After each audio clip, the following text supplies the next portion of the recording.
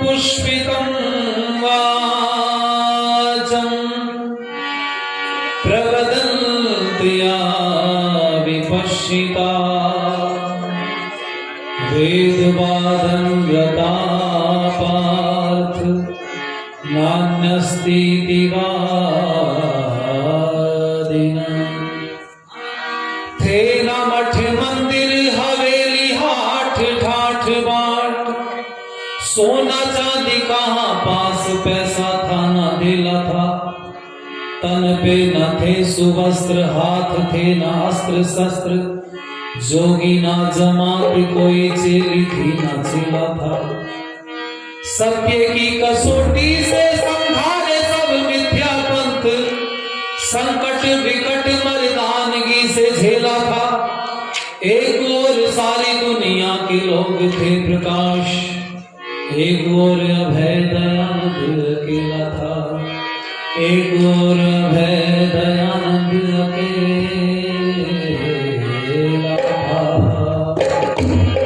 हम स्वामी के सदा नाम लिए जाते हैं जहाँ को वेद का पैगाम देके जाते हैं जहाँ को वेद का पैगाम देके जाते हैं। आप लोग मेरे साथ ताली बजा के गा सकते ठंड थोड़ी कम लग रही है। स्वामी के सदा नाम लिए जाते हैं स्वामी के सदा नाम लिए जाते हैं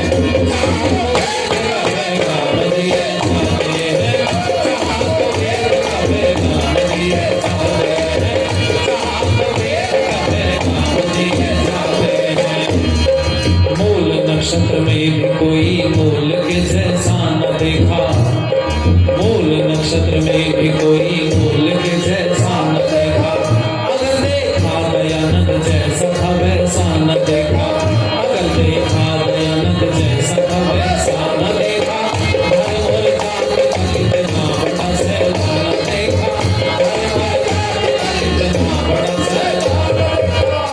चांदी पर धब्बा देखा मगर उसके ऊपर कोई धब्बा न देखा मगर कुछ सर फिर बदनाम किए जाते हैं बदनाम किए जाते हैं बदनाम किए जाते हैं स्वामी के सदा नाम लिए जाते हैं जहाँ को वेद का पैगाम दिए जाते हैं जहाँ को वेद का पैगाम दिए जाते हैं जहाँ को वेद का पैगाम दिए चला घर छोड़कर अज्ञान से लड़ने को जाने चला घर छोड़कर अज्ञान से लड़ने को जाने परेशान थे पिता और माँ की भी आंखों में पानी परेशान थे पिता और माँ की भी आंखों में पानी नई नई जान लेकिन एक नई मंजिल में ठानी नई नई जान लेकिन एक नई मंजिल में कभी मुड़कर नहीं देखी जन्मभूमि की निशानी आज कुछ संत घर विश्राम किए जाते हैं आज कुछ संत घर विश्राम किए जाते हैं आज कुछ संत घर विश्राम किए जाते हैं स्वामी के सदा नाम लिए जाते हैं जहाँ को वेद का पैगाम दिए जाते हैं जहाँ को वेद का पैगाम दिए जाते हैं जहाँ को वेद का पैगाम दिए जाते हैं। हमारे बीच में आज के इस कार्यक्रम की अध्यक्षता कर रहे हमारे बड़े भ्राता भगवंत सिंह आदरणीय श्री भगवंत सिंह जी, मेरे बात जिनको आप लोग बड़ी श्रद्धा से सुनेंगे, जिनका बड़ा उपकार हमारे ऊपर है, बिजनौर में थोड़े से निमंत्रण पर आ जाती हैं, मुझे आज बोल रहे थे तुम तो आते ही नहीं, मजबूरी रही कुछ बहन जी, और उसका मतलब ये नहीं सारी जिंदगी तामद हो गया आप। हमारी बड़ी बहन बहुत विदुषी, पूरे देश में वैदिक विचारधाराओं को जीवित रखती आदरणीय बड़ी बहन अलकारिया जी हमारे बीच में, जिनके बहुत सुंदर सुमधुर भजन उपदेश से हम लोगों ने लाभ लिया, हमारे पथ प्रदर्शक मार्गदर्शक, मेरे जैसे बड़े लोगों को सहारा देकर के रास्ते पर लगाने वाले आदरणीय महात्मा कल्याण जी,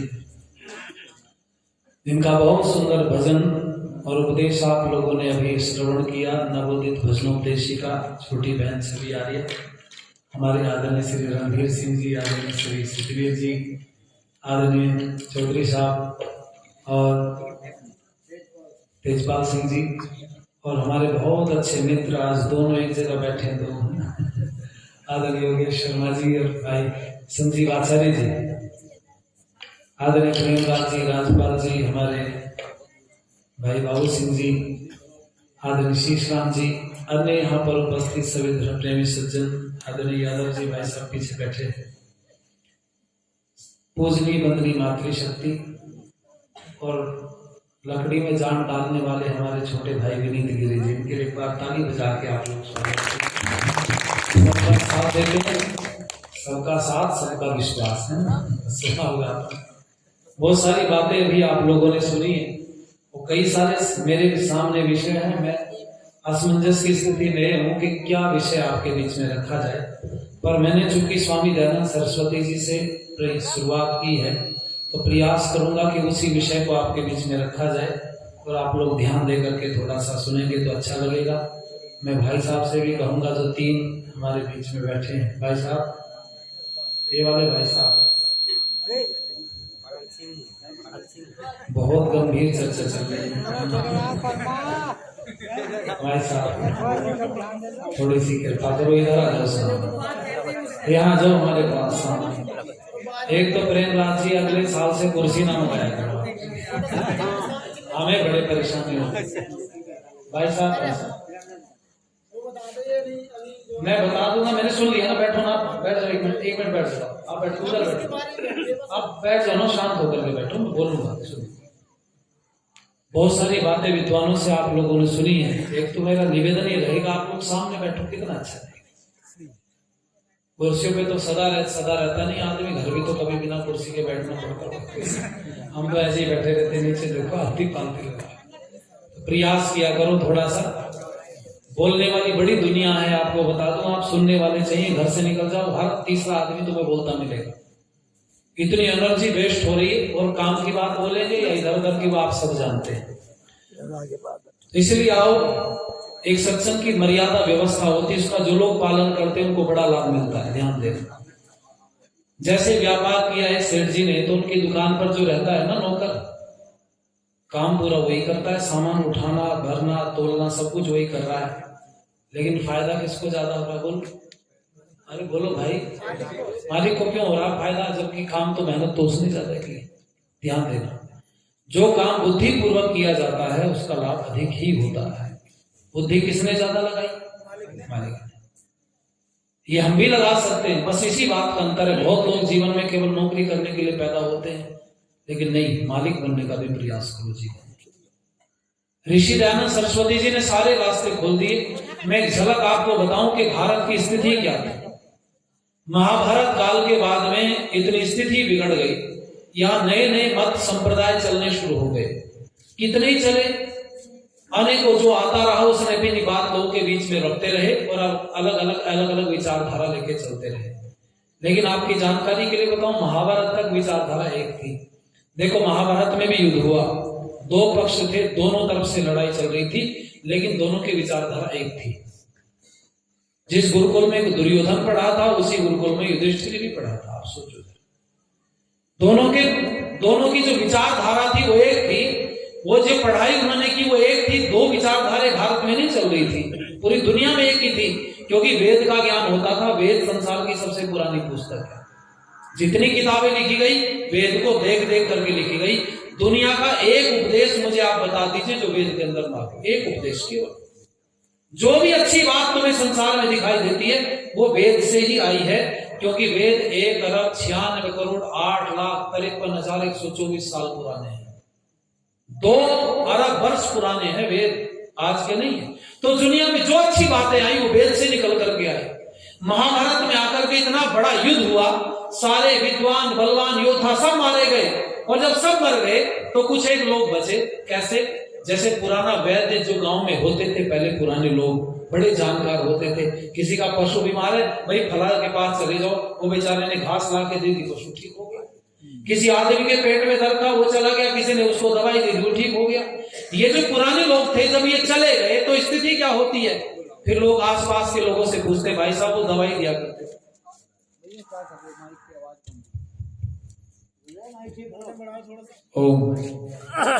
जब कोई चला गया जानकार व्यक्ति, तो फिर आसपास के लोगों से पूछा लोगों ने, भाई भाई दवाई देते थे, हम चले गए, कहाँ है? क्या लगे जब तो दुनिया से चले गए। बोले वो किसी को पता है कि वो दवाई क्या है? तो लोगों ने कहा जी पूरा तो नहीं पता, पर थोड़ा थोड़ा पता है। बोले थोड़ी थोड़ी बताओ। ये करके उन्होंने थोड़ी थोड़ी बात बतानी शुरू की, और ऐसे ही पटरी से उतरती चली गई। जब भीड़ इकट्ठी होती चली गई तो परिस्थितियां बदलती रही, लोग भीड़ को देख करके लालायित होते रहे और अपनी अपनी विचारधारा लोगों के ऊपर थोपते चले गए। वेद से लोगों को दूर कर दिया। वेद के बारे में मैं तुम्हें बताना चाहता हूं, आज भी मेरी डिबेट थी एक टीवी चैनल पर दोपहर में, इसी विषय को लेकर के थी। दुनिया में कुरान शरीफ मुसलमान बनाती है, ध्यान देना जरा। बाइबल दुनिया में ईसाई बनाती है, और दूसरी पुस्तकों की मैं चर्चा नहीं करता, वो अलग अलग मत संप्रदाय के लोग बनाती है। लेकिन इंसान बनाने का काम केवल दुनिया में वेद करता, वेद के अलावा कहीं दुनिया में इंसान बनाया नहीं जाता। अलग अलग मत संप्रदायों को बांटने की बात करते हैं। आज 4 लोग आते हैं हमारे बीच में, वे बांटने की बात करते हैं। अरे भाई जोड़ने की बात करो, तोड़ने की मत करो। जोगेंद्र नाथ मंडल, ध्यान दीजिएगा, मैं एक शब्द आपके बीच में होता है, एक लाइन। जोगेंद्र नाथ मंडल एक ऐसा व्यक्ति था जो हमारे ही बीच से था, बाबा साहब को मानने वाला व्यक्ति था, रविदास ही अपने आप को कहता था। जोगेंद्र नाथ मंडल ने कहा कि पाकिस्तान अलग हो रहा भारत से, तो मैं वहां पर रहूंगा पाकिस्तान में। बोले जी ठीक है, पाकिस्तान में अपनी इच्छा से कोई कहीं रह सकता है। जोगेंद्र नाथ मंडल लगभग 15-16 लाख लोगों को लेकर के रुक गया वहां पर। स्थिति क्या हुई? जब वो बैलेंस तो बिगड़ा हुआ था, वो लोग बहुत सारे, ये लोग थोड़े से, जब स्थिति बिगड़नी शुरू हुई, मार काट मचनी शुरू हो गई, छोड़ करके भागे। जोगेंद्र नाथ मंडल भारत आ गया और वहां कटने मरने के लिए लोग कुछ। जब संगठन अलग बना करके तुम्हें लोग भीड़ इकट्ठी करके एक तरफ ले जाएं, समझना खतरा है। क्यों? या तो वोट चाहते हैं तुमसे, या फिर नोट चाहते हैं, तीसरा उनका कोई तरीका। या तो तुमसे उन्हें वोट चाहिए, नोट चाहिए। लोग रोज तुम्हें बांटने की बात करेंगे, और आ रहे हैं, रोज करते हैं इस बात को।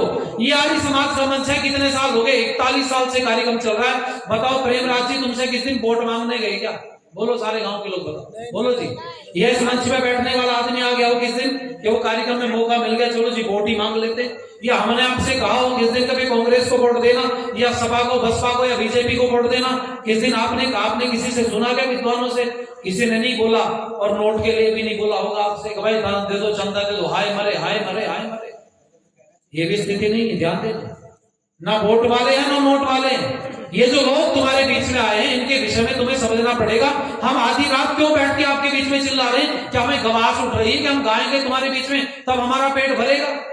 ये इतना बढ़िया भोजन करने के लिए कि हम लोग यहाँ इकट्ठे हो गए, सारे लोग भूखे मर रहे हैं। इसके पीछे कारण कुछ और है। कारण ये है कि हमारा जो धर्म है, जो हमारा समाज है, जो हमारी जाति है, जो हमारी व्यवस्था है, वो गिरने से बच जाए, इसके लिए हम प्रयत्न कर रहे हैं। हमें गड्ढे में गिरते लोग दिखाई देते हैं, हम उनको बचाने का प्रयास करें, इसलिए कार्यक्रम आयोजित किया जाता है। इसके पीछे और कोई उद्देश्य कार्यक्रम आयोजित करने का नहीं है। और स्वामी दयानंद सरस्वती जी ने ऊंच नीच भेदभाव जातिवाद को समाप्त किया। मैं आपसे एक बात कहूंगा, मुक्त कंठ से इतने सारे लोग बैठे हैं, छोटे कुल में पैदा होकर के व्यक्ति, अपने आप को शूद्र कहने वाला व्यक्ति इस भारत के अंदर कभी अध्यापक नहीं बन सकता था। ध्यान दीजिएगा जरा। छोटे कुल में पैदा होकर के व्यक्ति कभी अध्यापक नहीं बन सकता था। छोटे कुल में पैदा होकर के व्यक्ति कभी कर्मकांड नहीं करा सकता था, गायत्री मंत्र नहीं बोल सकता था। छोटे कुल में पैदा होकर के व्यक्ति कभी मंच पर नहीं बैठ सकता था। यह दयानंद की कृपा है, जिस दयानंद की वजह से छोटे वर्ग में पैदा होकर अध्यापक बना, जिस छोटे वर्ग में पैदा होकर के इंजीनियर प्रोफेसर बन गया, जिस छोटे वर्ग में पैदा होकर के आज वेद मंत्रों का उच्चारण हमारे लोग कर रहे हैं बैठ करके। ये छोटी बात है क्या? स्वामी दयानंद सरस्वती जी ब्राह्मण कुल में पैदा हुए, और सुनना जरा, ब्राह्मणों का विरोध नहीं है, ब्राह्मण शब्द का विरोध नहीं है, बल्कि ब्राह्मण की आड़ में छुप करके जो लोगों के ऊपर अत्याचार किया उस विचारधारा का विरोध है। कई लोग सोचते होंगे ब्राह्मणवादी विचारधारा या शूद्र या क्षत्रिय वैश्य, तो मैं आपको बताना चाहूंगा, सुन लो सारे जने कान खोल करके, ब्राह्मण कौन होता है? जो पढ़ने पढ़ाने का काम करता है वो ब्राह्मण होता है। आप बताओ कितने लोग यहाँ पढ़ाने वाले बैठे? बहुत सारे। दूसरा क्षत्रिय कौन होता है? जो राजकाज व्यवस्था से जुड़ेगा, राजनीति से जुड़ेगा, वो क्षत्रिय कहलाएगा। तीसरा जो व्यापार से जुड़ेगा, खेती बाड़ी से जुड़ेगा, लोगों का भरण पोषण करेगा, पेट भरने का काम करेगा, वो वैश्य कहलाएगा। और चौथा कौन? शूद्र। शूद्र किसको कहते हैं? आज शूद्र गाली हो गई है भाई, शूद्र को प्रयोग करने लगे लोग। आज जब राजनीति आती है, जिस समय पर वोट डालते हैं, तो शूद्र के नाम पे वोट मांग लिए जाते हैं। सुनो शूद्र किसको कहते हैं, हम किसको शूद्र मानते हैं? तो सुनो, स्वामी दयानंद कहते हैं, जन्मना जायते शूद्रा संस्कार द्विजुच्यते। जन्म से हर व्यक्ति शूद्र होता है, नीचा होता है, कर्म से व्यक्ति महान होता है। अरे संत रविदास जी को पढ़ लो, तुम्हें पता चल जाएगा। स्वामी दयानंद सरस्वती जी की और संत रविदास जी की विचारधारा में इतना भी अंतर नहीं, इतना सा भी बता रहा हूं मैं, उठा के लाओ पुस्तक मिला कर। स्वामी दयानंद सरस्वती जी कहते हैं, ब्राह्मण का बेटा पैदा होकर के ब्राह्मण तब ही बनेगा जब ब्राह्मण का काम करेगा, और ब्राह्मण का काम नहीं करेगा तो वो भी शूद्र की श्रेणी में, बोलो जरा, गिना जाएगा। शूद्र किसको? शूद्र गाली नहीं, शूद्र के लिए कहा गया जो पढ़ाई से भी नहीं पढ़ पाएगा उसके लिए शूद्र शब्द का प्रयोग किया गया। अनपढ़ जो रह जाए व्यक्ति उसको शूद्र कह सकते हैं। लेकिन एक बात बताओ भाई, आज कौन अनपढ़ है? बोलो। 1-8% लोग होंगे जो नहीं पढ़ पाते, सब तो पढ़े लिखे लोग हैं। आप पढ़ो 1200 ईस्वी में भारत का इतिहास, भारत के अंदर इतिहासकार लिखता है 1200 ईस्वी में 1% शूद्र लोग थे। कितने थे बोलो जरा? तो भाई इतने कैसे हो गए? 25 करोड़ कैसे हो गए? सुनो, वो बिरादरी वाले शूद्र नहीं थे, वो शूद्र वो थे जो पढ़े हुए लोग नहीं थे। इसका मतलब सन 1200 ईस्वी में भारत में 1% लोग बिना पढ़े लोग थे, उनको शूद्र कहा गया, बिरादरी नहीं। दलित शब्द सुनो, जो दला गया, जो दबा कुचला गया, उसको दलित कहा गया, वो किसी बिरादरी में क्यों ना पैदा हुआ हो। लेकिन आज इन शब्दों को लेकर के लोगों के बीच में आते हैं। मैं आपसे कहूं, बहन कुमारी मायावती जी कितनी बार मुख्यमंत्री बन गई? आप सोचो जरा, 4 बार मुख्यमंत्री बनी, और 4 बार जो मुख्यमंत्री बन जाए तो वो क्षत्रिय होगा या शूद्र होगा? अरे बोलो भाई। अच्छा, वो राजगद्दी पर बैठी या नहीं? बोलो जरा, राजगद्दी पर बैठी तो राजा कहलाएंगी या शूद्र कहलाएंगी? बोलो जरा भाई। जब राजा कहलाएंगी तो आप क्यों अपने आप को शूद्र कह रहे हैं? ध्यान दीजिएगा जरा। मैं कहना चाहूंगा आप लोगों से, जो राजगद्दी पर बैठ गए वो राजा हो गया, इन शब्दों का दुरुपयोग किया गया, भावनाओं को आहत किया गया हमारे लोगों की। और मैं आज आपको बता दूंगा, ये जो चमार शब्द का हम लोग प्रयोग करते हैं, ये बिगड़ा हुआ शब्द है, चमार शब्द नहीं है। सुन लो सारे जने, कहीं बोर्ड लगाओ अपने गांव के बाहर, चवरवंशी, क्या लगाना? बोलो जरा। चवरवंशी। ये चवरवंश था, चमार शब्द नहीं था, चवर। और चवर वंश के राजा हुए हैं, पढ़ो इतिहास अपना उठा करके। ये संत गुरु रविदास जी महाराज चवर वंशियों के और मेवाड़ के 2 राज्यों के एक साथ राजगुरु रहे हैं। एक साथ 2 राज्यों के जो व्यक्ति राजगुरु रहा हो, उस व्यक्ति को भी लोगों ने देखा। एक चित्र हमने देखा हुआ है कि वो कील ठोकते हुए चित्र हमारे घरों में टंगा हुआ है, जूते का काम वो करते हुए। लेकिन माफ करना भाई, डरते डरते बोल रहा हूं, इतने बड़े ब्रह्म ज्ञानी को, इतने बड़े ब्रह्म ऋषि का अपमान किया। जब सिकंदर ने देखा 2 राज्यों के राजगुरु हैं, चवर वंश बिना सदगुरु रविदास जी महाराज के कदम नहीं चलता, और मेवाड़ जो महाराणा प्रताप का वंश है, ये एक कदम बिना संत गुरु रविदास जी महाराज के नहीं चलता। तो उसने सोचा इनको बंदी बना लिया जाए, और इनको बंदी बना लिया जाएगा तो 2 राज्यों के ऊपर आसानी से कब्जा हो जाएगा। योजना बनाई और 2 लोगों को पहले उनके पास भेजा गया कि तुम इनको मुसलमान बना दो। लेकिन सदगुरु रविदास जी महाराज के तर्कों के माध्यम से वो लोग क्या मुसलमान बनाने आए थे, वो दोनों ही सनातन धर्म को स्वीकार कर गए और समर्पण करके पैरों में गिर गए। और सुनो, जब सिकंदर को लगा के बड़ा गड़बड़ हो गया मामला, सिकंदर ने कुछ सैनिक भेज करके छल से उनको गिरफ्तार करा लिया, दिल्ली में डाल दिया।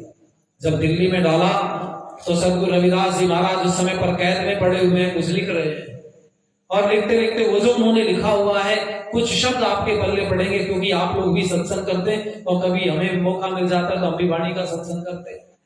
ध्यान दीजिएगा जरा, सदगुरु रविदास जी महाराज ने उस समय पर वो जेल में बैठ करके लिखा, जिस समय पर सिकंदर ने गर्दन पर तलवार रख दी कि मुसलमान बन जाओ, सदगुरु रविदास जी महाराज ने मना कर दिया। जो शब्द बोला वो शब्द आज स्वर्ण अक्षरों में लिखा होना चाहिए। मैंने एक बार पहले भी बोला था, उसको कहीं छपवा लो भाई, पैसे मेरे से ले लेना।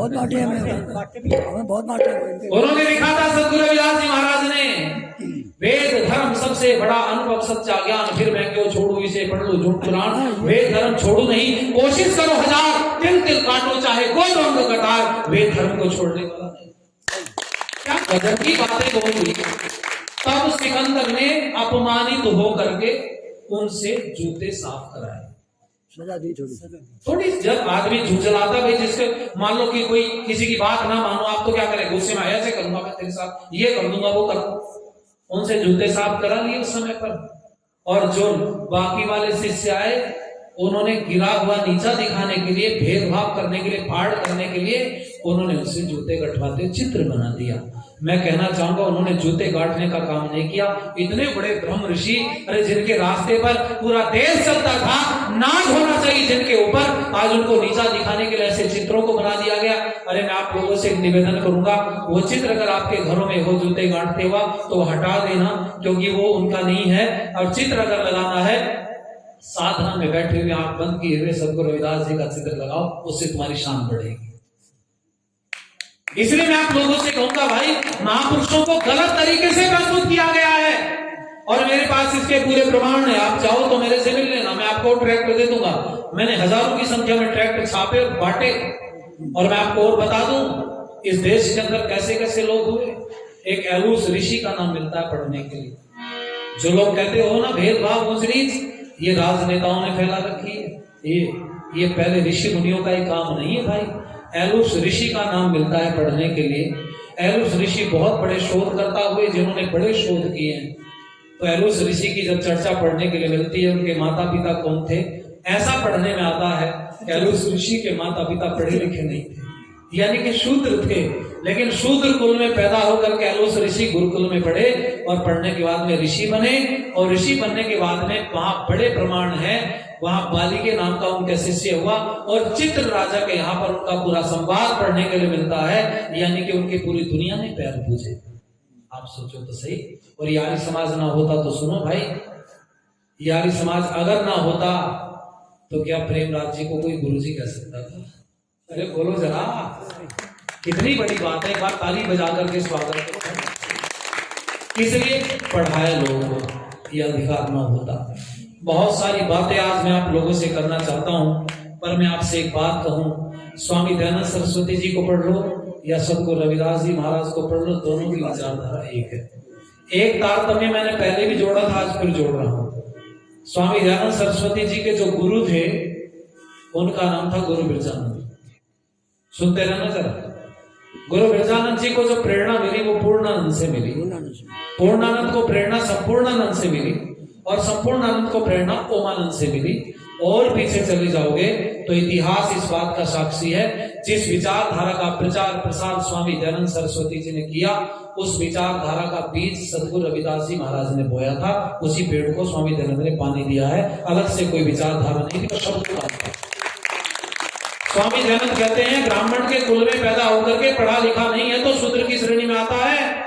और सदगुरु रविदास जी महाराज क्या कहते हैं, ऊंचे कुल के कारणे ब्राह्मण कोई न होए, जो जाने ब्रह्म आत्मा सोई ब्राह्मण। अरे बोलो भाई, अंतर रह गया क्या? केवल शब्दों का भेद, केवल शब्दों का भेद है। क्योंकि भाषा अलग होती है तो व्यक्ति के शब्द अलग होते हैं, लेकिन जो भाव है दोनों का एक है, पवित्र भाव है। ऐसे उच्च कोटि के ब्रह्म ऋषि की विचारधारा अगर समाज में गई होती, एक बात बताओ मुझे, हमने बिरादरी निकाल दी सदगुरु रविदास जी महाराज की, है ना? अच्छा एक बात बताओ, एक ही बिरादरी के लोग मानते हैं या दूसरी बिरादरी अभी मानती है? तो सभी मानते हैं। अरे बोलो भाई, जो बैठे हैं आप लोग तो बहुत सारी बिरादरी मानती है। आपकी जानकारी के लिए बताओ, अरे आप बहुत सारे लोग, बड़ी सारी, सदगुरु घासीराम जी हुए हैं, उनके विषय में पढ़ो, आपको पता चलेगा। ये ऐसे ऐसे क्रांतिकारी संत हुए हैं, इनको बहुत बिरादरियां मानती हैं, लेकिन एक बिरादरी का जब ठप्पा तुम लोगों ने लगा दिया तो बाकी वालों ने बोल दिया तो इनका है, हमारी सिस्टम हुआ ये है। सुनना चला दिया, वाल्मीकि ऋषि ने अगर रामचंद्र जी के ऊपर ग्रंथ ना लिखा होता तो मुझे सारे जने बता दो जितने लोग यहाँ पर बैठे हैं, क्या राम राम कह करके या जय श्री राम बोल करके क्या भाजपा पूरे देश में छा जाती? बोलो सही। रामचंद्र जी का नारा बीजेपी ने दिया, पूरे देश में सरकार आ गई, किसकी वजह से? वाल्मीकि ऋषि की। सुनना जरा, तो वाल्मीकि ऋषि महान हुए, राम महान हुए? बोलो जरा, वाल्मीकि ऋषि। लेकिन कमाल की बात बता दो तुम्हें, एक बिरादरी का ठप्पा लग गया वाल्मीकि ऋषि के ऊपर और बिरादरी में कैद होकर के रह गए। जिस वाल्मीकि ऋषि को पूरी दुनिया माननी चाहिए थी, आज वाल्मीकि परिवार केवल उनके घर में उनका चित्र मिलता, उसके अलावा कहीं चित्र। बोलो, अरे बोलो भाई। इसलिए महापुरुषों के ऊपर बिरादरी का ठप्पा लगाना बंद कर दो। आप और मैं सबके लिए बोल रहा हूं, मेरे लिए बोल रहा हूं। जो लोग महापुरुषों के ऊपर ठप्पा लगाते हैं ना कि ये महापुरुष गुजरों का है, जाटों का है, ये राजपूतों का है, ये अहीरों का है, ये यादवों का है, ये हरिजनों का, ये जो ठप्पे लगा रहे हो, ये ठप्पे लगाने बंद कर दो। इससे महापुरुष कैद हो रहे हैं, क्योंकि सदगुरु रविदास जी महाराज ने केवल चवर वंश के लिए लड़ाई नहीं लड़ी, उन्होंने पूरे भारत के लिए लड़ाई लड़ी थी, उनकी कैद में जाकर के। संविधान लिखा बाबा साहब ने, बोलो एक बिरादरी के लिए लिखा है, पूरे देश के लिए लिखा? बोलो जरा, तो पूरे देश को मानना चाहिए ना, लेकिन क्यों नहीं मान रहे? कारण क्या है? एक बिरादरी का ठप्पा लग गया तो इन्हीं का हमसे इसका क्या लेना? मैं गया जौनपुर में, मैं जौनपुर गया, आपको बता दूं, जहां 12 गांव क्रिश्चियन बने, केरा का तहसील में एक गांव में हम लोग गए, महात्मा जी बैठे यहाँ पर, उस गांव में अंबेडकर जी की मूर्ति पर घास चढ़ी पड़ी ऊपर तक और पूरा गांव ईसाई बन गया। मेरे को बड़ा आश्चर्य हुआ, मैंने कहा भाई ये तो आपने अच्छा नहीं किया। बोले क्या अच्छा क्या बुरा वो हमें पता, हमसे ज्यादा तुम थोड़ी जानते हो। मैंने कहा तुम तो अपने जिस कुल में पैदा हुए अपने बाप के नहीं मानते, तुम किसकी मानोगे? बोलो, अरे जो बाप को बाप नहीं कहेगा पड़ोसी को चाचा क्यों कहेगा? और आज महात्मा जी इसी बात को तो कह रहे थे, कल्याण जी कह रहे थे, इन्होंने सदगुरु रविदास जी की नहीं मानी, अगर मानी होती तो बताओ कोई तंबाकू खाता क्या? अरे बोलो भाई, कोई बीड़ी पीता, कोई मांस खाता क्या? ये सदगुरु समनदास जी महाराज हुए, इनकी बात तो पढ़ो जरा, सुनो। इन्होंने जो सत्संग चलाए मेरे पास, तो मैं हजारों लोगों से जुड़ा हुआ, एक आध नहीं, मेरे साथ बहुत लोग, मेरे क्षेत्र में बड़े लोग मेरे साथ जुड़े हैं। समनदास जी महाराज ने वही बात तो लोगों के बीच में जा करके बोली, अरे छोड़ो इन अंडा मांस गुटखा चुटकी शराब जिन चीजों पर पड़े हो, ये उन्नति को रोक रही है। केवल चित्र लगा करके उनके घर में आप हाथ जोड़ो, इससे काम चलने वाला नहीं। महापुरुषों की बात माननी पड़ती, तब जीवन में परिवर्तन होता। और उस पर रास्ते पर चले नहीं, उनकी बात माने नहीं, उनको केवल पूछते रहो तो क्या होगा? मैंने पूछा, मैंने कहा भाई पूरा गांव ईसाई क्या बन गया? तुम पे क्या बता रही थी?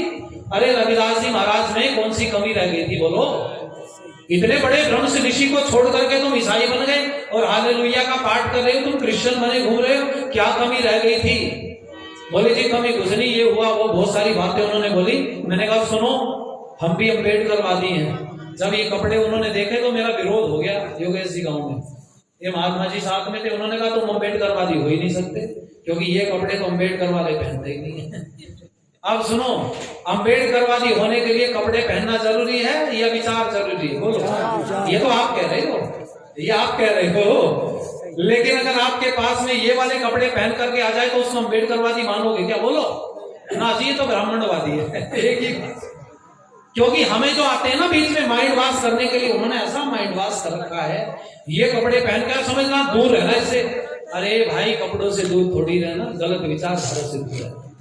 जब मैंने बात कही, मैंने कहा सुनो, आज शर्त लगाते हैं तुमसे, आ जाओ कौन बड़ा अम्बेडकरवादी है, और अगर हार गए तो क्या होगा?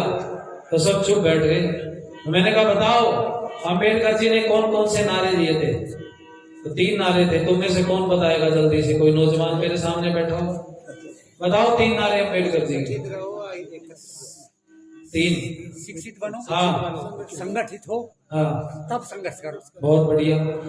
3 नारे थे, शिक्षित बनो, संगठित रहो, संघर्ष करो।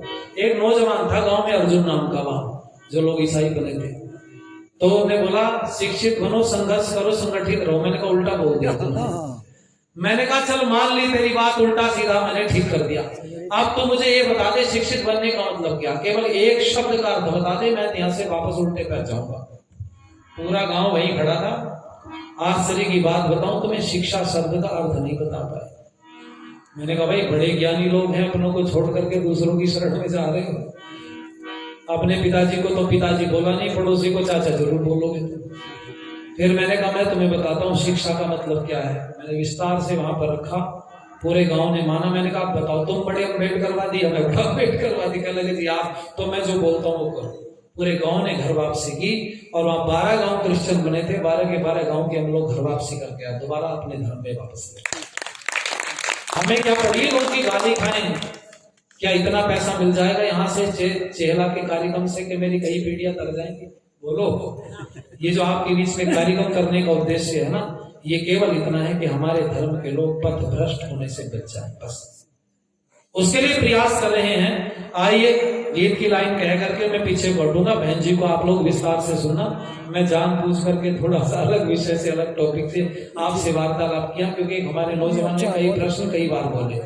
और मैं आपको बताना चाहूंगा, ये जो इतनी विपरीत व्यवस्था थी, इस सबको ठीक पटरी पर लाने का काम स्वामी दयानंद सरस्वती जी ने किया, जिनकी वजह से आर्य समाज स्थापित हुई। और आर्य समाज की वजह से एक उदाहरण मैं आपको और दे दूं, मैं नाम तो नहीं लूंगा। एक आर्य जगत में बहुत उच्च कोटि के विद्वान हुए, जिन्होंने बहुत भजन लिखे, तो उनके परिवार के लोगों से मुझे मिलने का अवसर मिला। मैंने पूछा भाई आपकी बिरादरी, तो उन्होंने एक बार रोते रोते कभी मंच से अपना बखान किया था। मैंने इसलिए पूछ लिया उनसे, मैंने कहा भाई आपने ऐसा क्यों रोने लगे, आपकी बिरादरी क्या है? तो उन्होंने मुझे बताया कि मैं बहुत नीचे परिवार में पैदा हुआ, जहां पर साफ सफाई का काम होता है, स्वीपर लोग होते हैं ना भाई, सबका सम्मान से नाम लेना चाहिए। मुझे डर लगता है कि कोई बिरादरी का बुरा ना मान जाए। तो उन्होंने मुझे बताया साफ सफाई का काम होता, उस परिवार में मैंने जन्म लिया और मैं राम बनना चाहता था। एक जगह रामलीला हो रही थी, तो मेरे में टैलेंट भी था। जब लोगों ने परीक्षा ली कि भी राम बन सकता है कि नहीं, तो मैंने बढ़िया करके रोल राम का दिखा दिया। पर बिरादरी आड़े आ गई, छोटी बिरादरी में पैदा हुआ इसलिए राम नहीं बन सकता। जब ऐसी बात मुझे बोली तो उस समय मेरे को धक्का लगा, मैं बहुत रोया। तो उस रामलीला में एक आर्य समाजी व्यक्ति था, उसने कहा बेटे क्यों रो रहा है? कहने लगे कोई बात नहीं। बोली बात बता। बोले मुझे राम नहीं बनने दिया। उसने कहा तू कल को मेरे पास आना, सुबह को वहाँ आर्य समाज में हवन होता है। उसने कहा हवन में बैठा लोगे? नौजवान पूछता हवन में बैठा लोगे? अरे बोले आ तो सही। जब हवन में बैठाया तो ऊपर गद्दी पर बैठा दिया और मालाएं डाल दी। और मालाएं डाल करके उनको पता है क्या बोला कि रोज आना यहाँ हवन सीख लेना। उन्होंने तो तुम्हें राम नहीं बनाया, पर हम तुम्हें ऐसा ब्राह्मण बना करके भेजेंगे, पूरी दुनिया पैर छूती फिरेगी, तुम्हारा जय जयकार होगा। वो व्यक्ति ने रो करके संजीव आचार्य जी मुझे घटना बताई, स्वयं मैं साक्षी उस बात का। मैं नाम इसलिए छुपा गया, बहुत बड़ी हस्ती रही है भारत की। उन्होंने मुझे रो करके बात बताई कि बेटे मुझे छोटी सी रामलीला का राम बना दिया होता तो उस दिन मेरा विकास ना होता। मुझे धक्के मार करके वहां से निकाला और आर्य समाज ने मुझे ऐसा ब्राह्मण बना दिया, जिनके पास मैं राम बनने के लिए जाता था वो जिंदगी भर मेरे पैर छूते रहे, नमस्ते। ये वो मंच है स्वामी दयानंद सरस्वती जी का, जिसने सबको विकास करने का अधिकार दिया। इसलिए आओ बस चंद लाइन और उसके बाद वाणी को विराम देंगे अपनी।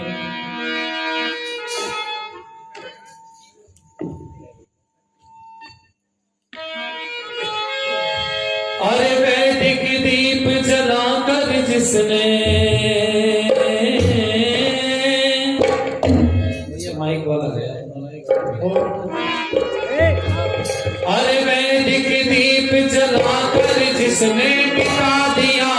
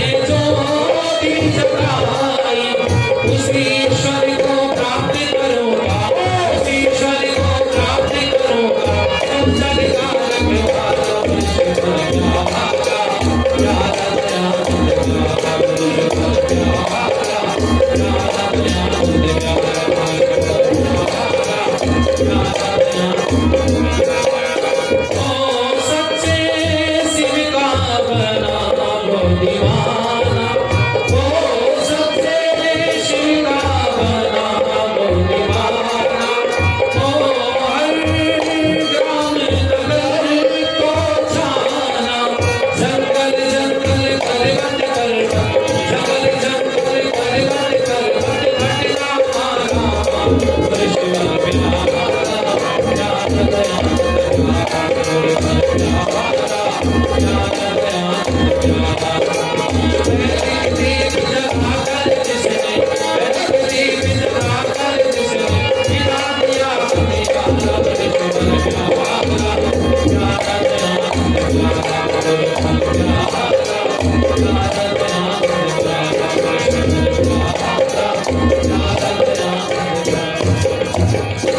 आपने बहुत ध्यान से बैठ करके सुना, आपका धन्यवाद। अब बहन जी को आप लोग सुनेंगे, हमारी बड़ी बहन अलकारिया जी को मैं निवेदन करूंगा बहन जी से कि आप आ जाओ अभी और अपना उपदेश से हम सबका मार्गदर्शन करेंगे। बहुत बहुत धन्यवाद प्रदीप जी का भी, बहुत सारी शंकाओं का उन्होंने समाधान किया है और लोग समझ गए होंगे। अब बहन अलका जी हमारे बीच में जो नोएडा से पधारी है,